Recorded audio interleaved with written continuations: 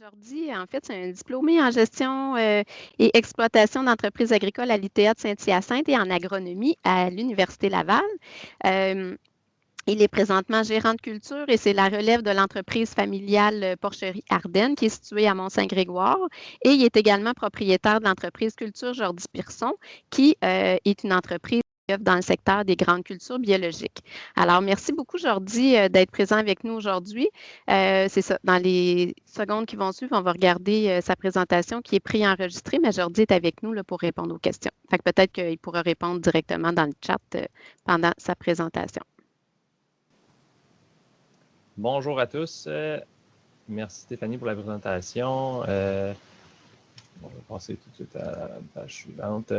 Un petit plan de la présentation. Dans le fond, je vais commencer par vous faire un peu un descriptif de la ferme familiale qui est la Porcherie Ardennes.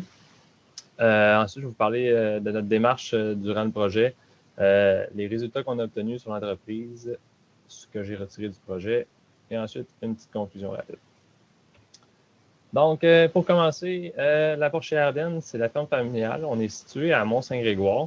On est 5 personnes à travailler sur la ferme. On a mes parents qui sont propriétaires, moi et ma soeur qui sont les relèves, puis on a un employé sur la ferme.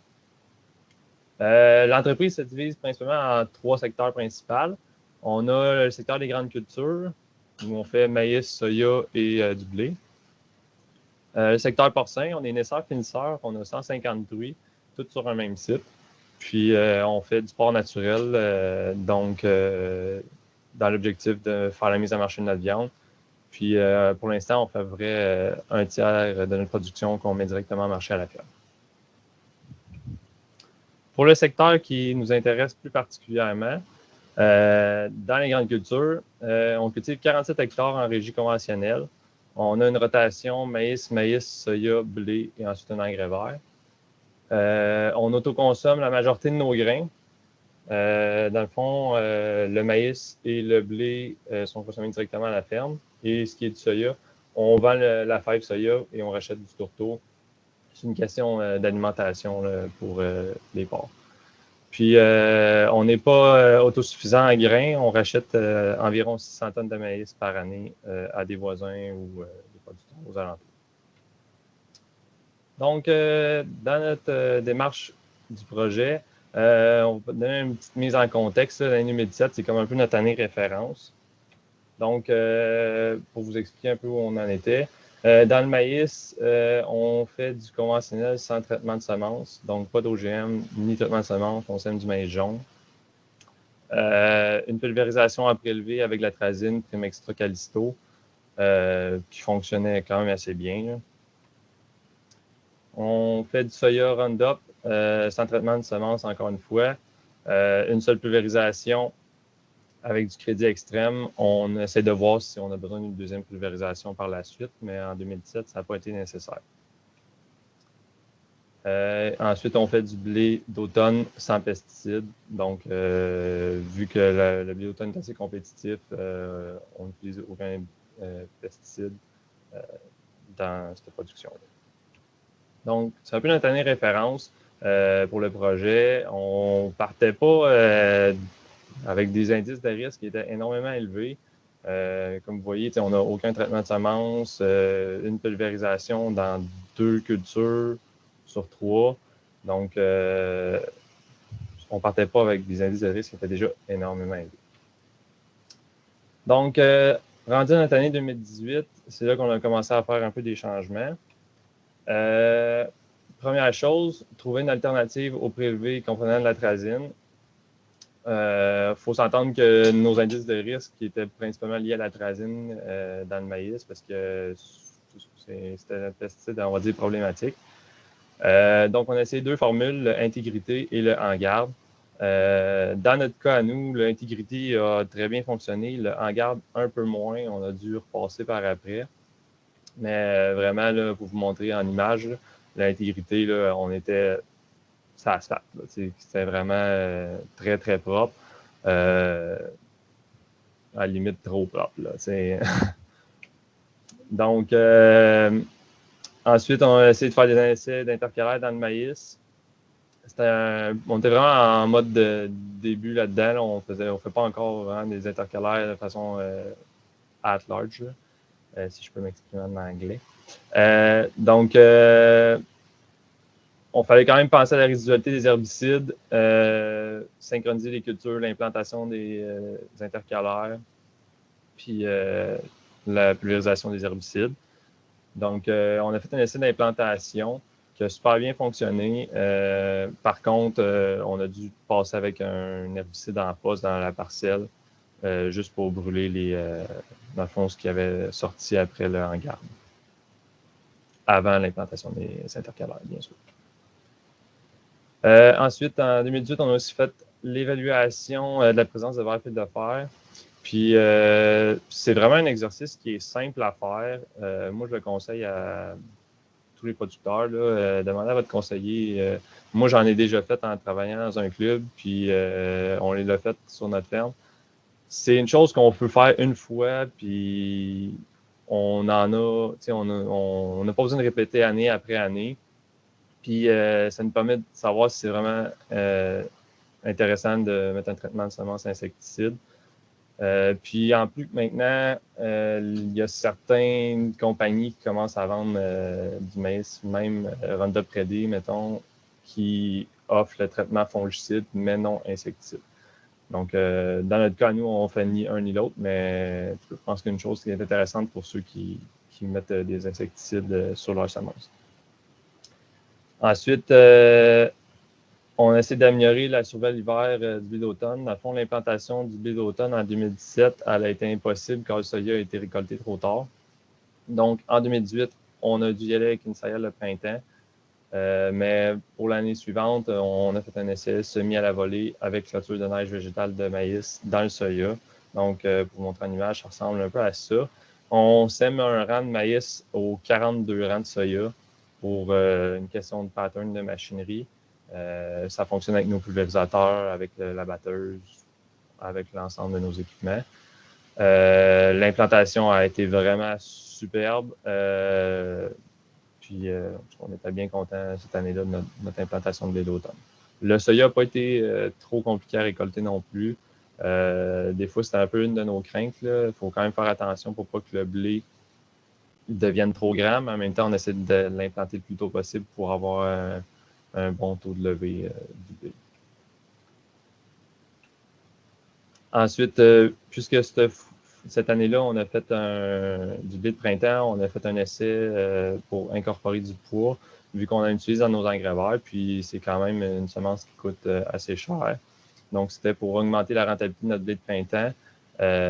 Puis à ce niveau-là, il fallait penser à des herbicides complémentaires. On a trouvé un herbicide qui arrivait à se combiner assez bien, puis qui a fait un bon travail. Par contre, on a eu un petit problème au criblage, puis ça a été moins intéressant après le champ, mettons. Donc, un peu en photo, là, dans le champ, ça faisait vraiment... Ça faisait bien. Notre dernière année du projet, en 2019, les objectifs et les changements qu'on avait prévus, c'est de continuer avec des prélevés sans atrazine. On voulait essayer de trouver une autre formule qui était un peu moins résiduelle, puis avec des indices de risque qui étaient un peu moins élevés. On est allé avec le Converge Flex, qui n'a pas super bien fonctionné non plus pour chez nous, dans le fond, cette année-là. Donc, c'est pas une formule qu'on a gardée, mais je sais que ça fonctionne chez certains producteurs, donc on n'a pas implanté d'intercalaire cette année-là en raison des mauvaises herbes qui avaient redécollé par la suite. On continue d'utiliser une production de blé d'automne. C'est quand même, ça nous permet d'avoir une grande compétition contre les mauvaises herbes. Ça a un bon potentiel de rendement. Puis, on a décidé cette année d'abandonner la culture du blé de printemps. Donc, si notre blé d'automne ne survit pas l'hiver, on brûle le blé d'automne qui reste si c'est nécessaire, puis on implante du maïs. On fait une petite modification dans nos rotations où la ligne, ça vient être remplacé par une année de soya ultérieurement, là, mais c'est juste une question de modification de rotation. La raison pourquoi j'explique ça, cette année-là, c'est ce qui est arrivé. Il y avait énormément de glace au printemps, puis je veux vous montrer quand même la neige au niveau des bandes végétales là, qui étaient présentes, le résultat que ça a donné. Puis moi, ça m'a convaincu quand même de continuer dans cette lignée-là avec les bandes végétales. Ça faisait quand même le travail. On voit vraiment que le long des bandes de végétation de maïs, j'en avais, mais c'est sûr que le pourcentage était quand même pas assez élevé cette année-là pour garder ce qu'il y avait au champ. Donc, dernier point, en 2019, on a essayé d'axer un peu sur l'amélioration au niveau du port des équipements de protection individuelle. Je suis pas, mettons, je n'étais pas un modèle à suivre à la base. Je ne pense pas être encore le maître là-dedans. Mais il faut quand même être conscient que les indices de risque qu'on utilise, ils prennent en considération qu'on porte tous les équipements. Donc, à partir du moment où on enlève certains des équipements ou qu'on décide de ne pas en porter, ben, ça augmente nos indices de risque. Donc, j'ai été un peu conscientisé à ce niveau-là, puis je pense que c'est une bonne chose. Donc, pour ce qui est des résultats au niveau chiffres, on a notre année 2017. Donc, comme je vous ai dit, là, prime extra Callisto pour le maïs, un passage de crédit extrême dans le soya, puis aucun traitement dans le blé d'automne. Pour ce qui est de 2018, on est allé à une partie en intégrité, une partie en garde, puis on a dû refaire une passe de Callisto par la suite. Le soya, crédit extrême, un seul passage, encore une fois. Puis le blé de printemps, on est allé avec un Puma-Boctril. Donc, le point faible qui nous atteignait un peu dans notre régie, c'était vraiment le fait qu'on ait de l'atrazine dans nos traitements de maïs. Puis, ici, j'ai mis un chiffre, c'est juste pour vous montrer que c'est pas à cause qu'on change on a une formule gagnante, là, mais des fois, en regardant un peu ailleurs, puis ce qui pourrait fonctionner chez nous, ben moi, j'ai quand même réussi à diminuer en même temps mes indices de risque et mon coût de production de 39 $ l'hectare en passant du prime extra Callisto à 1 intégrité. Donc, on a réussi à diminuer de 73 % nos indices de risque au niveau environnemental et de 32 % au niveau des indices de risque au niveau de la santé. On ramène l'année 2018, dans le fond, c'est celle qu'il y avait juste avant. Maintenant, on la compare à l'année 2019. Encore là, l'année 2019, on n'a pas fait de blé d'automne. On a remis cette superficie-là en maïs. Il a fallu donner un passage de crédit extrême avant l'intégrité pour brûler le blé d'automne. Là, ensuite, on a fait une partie en converge flex, puis encore là, on a eu des problèmes, donc on a repassé avec une option par la suite. Il reste que, en raison du Puma-Boctril qui était dans notre blé de printemps, ben, on avait des indices de risque qui étaient encore un peu plus élevés en 2018 qu'en 2019. Donc, le fait qu'on ait fait ce passage-là, ben, ça ne s'est pas répété en 2019, on a encore baissé nos indices de risque de 15 % pour l'environnement puis de 59 % pour la santé. Donc, un peu un topo pour les résultats. Excusez-moi, j'ai un petit problème de diapo. Les résultats globaux d'année en année par culture. Donc, on voit vraiment dans le maïs, ici, la diminution tout de suite après notre première année de référence. En enlevant l'atrazine, au niveau de la santé, on s'améliorait nettement.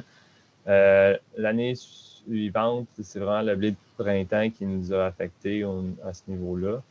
Puis par la suite, ben, on a fait quand même une baisse de 72 % au global. Au niveau de l'environnement, c'est un peu la même chose, de l'atrazine, un peu du blé de printemps. Donc, on fait quand même une baisse de 77 % au total de nos indices de risque au niveau de l'environnement. Ce tableau-là, moi, je le trouvais quand même intéressant. Je vais juste vous tasser, c'est pour vous montrer que c'est en kilo de matière active à l'hectare. Puis, par culture. Ici, là, on voit quand même une diminution durant notre deuxième année, puis il y a une réaugmentation durant la dernière année de notre projet. La raison, c'est des pulvérisations faites en double. Donc, on répète que j'ai quand même fait un passage de Roundup avant l'implantation de mon maïs pour enlever le blé d'automne. Puis, dans le soya, on a dû faire une deuxième pulvérisation de Roundup parce que la première n'a pas été 100% efficace, puis il en restait un peu. Donc, on a dû faire un deuxième passage. Mais malgré ça, les indices de risque ont diminué. Donc, je sais vraiment vous montrer à quel point ce n'est pas nécessairement la quantité de produits qu'on amène au champ qui amène des indices de risque élevés, mais aussi le type de produit qu'on utilise. Donc, pour ce qu'on a retiré du projet, premièrement, ça a été une bonne occasion pour réfléchir à notre plan de production. Les indices de risque, c'est un nouvel aspect qu'on considère dans nos choix de pesticides. Ça n'empêche pas que le coût de production puis le rendement reste important, mais quand on peut faire un choix entre deux herbicides puis qu'on réussit à garder un bon rendement, avoir une bonne efficacité, puis qu'il soit plus sécuritaire, ben on essaie de faire ce choix-là. Je me suis rendu compte que choisir des herbicides à plus faible risque, ça ne changeait pas grand-chose. C'est pas moins efficace, c'est pas moins rentable, c'est plus simple pour ceux qui les manipulent, puis ceux qui les manipulent, ben, c'est nous. Puis finalement, comme j'ai dit tantôt, j'étais loin d'être un exemple à suivre au niveau des équipements de protection individuelle. Puis j'ai été sensibilisé à la bonne façon de travailler avec ceux-ci. Je me protège plus, je me protège mieux. Puis on s'est remis à jour au niveau des connaissances puis des équipements à ce niveau-là.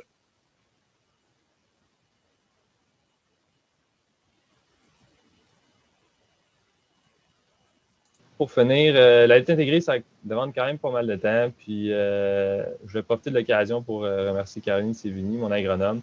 Elle a fait partie du succès de notre projet. On a réussi à diminuer nos indices de risque sur l'entreprise au global. Puis on continue dans ce sens-là. Puis je veux passer un peu le message au niveau des producteurs là, que notre succès passe aussi par notre implication, mais aussi par l'accompagnement de conseillers compétents. Donc, il faut savoir bien s'entourer pour avancer là-dedans. Donc, merci. Maintenant, on passe à la période des questions. Bien, merci, Jordi. Alors, on aurait le temps pour une question. Est-ce qu'il y a eu des échanges dans le clavardage, Anne-Gabrielle, pendant la présentation de Jordi? Oui, sauf que Jordi a pas mal répondu au fur et à mesure. OK, fait que tout est bon pour ça. Bien, merci beaucoup encore une fois. C'était une belle démonstration là, que c'est possible d'avancer en agriculture durable et de rester rentable aussi. Là. Je pense que c'est un bon message.